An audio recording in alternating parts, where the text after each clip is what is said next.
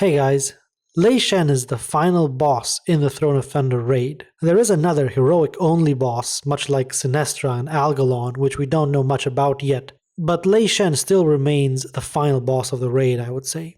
I should preface this video right now by saying that we didn't get to experience the whole fight. We didn't have our usual raid group and the PTR servers were a little problematic, so we never made it to the last phase of the fight. The transition phase before that final phase is also something we didn't really get to experience properly. What this means is that you should take the video to be more of a preview of the fight, a first look if you will, but not really a guide. The fight has 3 main phases and 2 transition phases in between them. It's a fairly long fight and it's quite complex, requiring most players to be on their toes the whole time. I found it to be very enjoyable and certainly a step up from the Shah of Fear in terms of the fun element. Phase 1 lasts until Lei Shen gets to 70% health. During this phase, he interacts with these 4 lightning conduits that you can see located at each corner of the room. Each conduit casts a specific ability when Lei Shen is near to that conduit, and if he's not near to any of the conduits, he casts a pretty damaging raid-wide ability. Before we go over what each of the conduits does, it's important to note that Lei Shen has a few abilities that he uses regardless of where he is. Decapitate is a spell that he casts at the tank, and this deals more damage the closer the tank is to the boss. This is something that the tanks can handle by having one tank taunt the boss from far away just as he's about to cast Decapitate, so that the damage dealt by it is not lethal, because in melee range it is lethal. The maximum damage of the ability at melee range seems to be 3 million damage, so this is pretty much mandatory practice. Another ability he uses is called Thunderstruck. Lei Shen targets an area on the ground and a few seconds later deals massive raid-wide damage. Players closest to this area take the most damage, about 1 million nature damage, while players who are standing farther away take progressively less damage. You can see Thunderstruck being cast right now.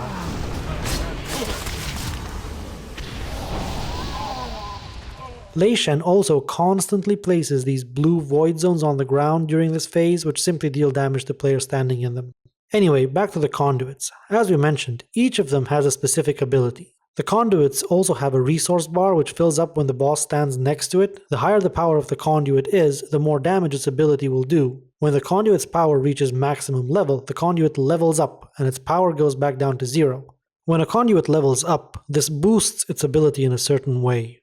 This phase, as we said, ends when Lei Shen reaches 70% health. Now, this pretty much means that you can afford to only take him to one conduit before he transitions. This allows you to just pick the conduit that is easiest for your raid to handle. However, in the transition phase, all 4 conduits are active at once, so this means you do need to familiarize yourselves with all of them. So let's take a look at what these conduits do.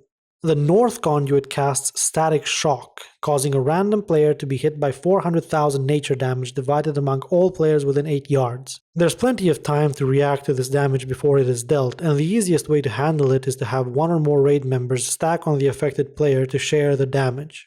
The higher the level of this conduit is, the more players are affected by the ability. The East conduit has a Chain Lightning, which spawns an add for each player hit by the Chain Lightning. These adds cast the same Chain Lightning themselves. The higher the level of this conduit is, the more damage the adds do. We found this conduit to be the easiest one for our raid to deal with, so this is where the majority of our attempts started. The South conduit casts Overcharge on a random raid member. This stuns them and causes them to deal damage in a very large area around them a few seconds later, also stunning affected players. However, there is a safe zone, basically right on top of the affected player. When the level of this conduit is higher, more targets are affected by the ability. Finally, the West conduit casts Bouncing Bolt, which are basically bolts of energy that land at random locations around the raid. If there are no players at the location where a bolt lands, an add will spawn there.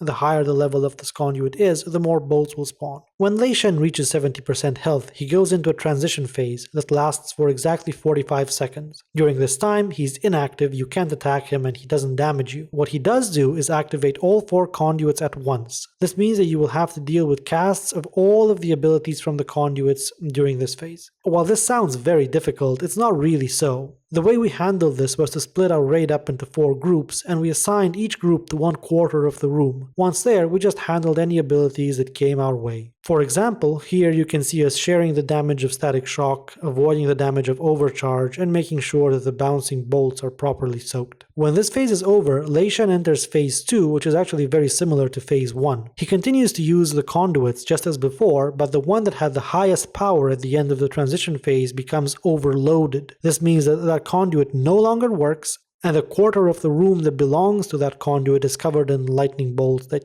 deal damage to you if you stand in them.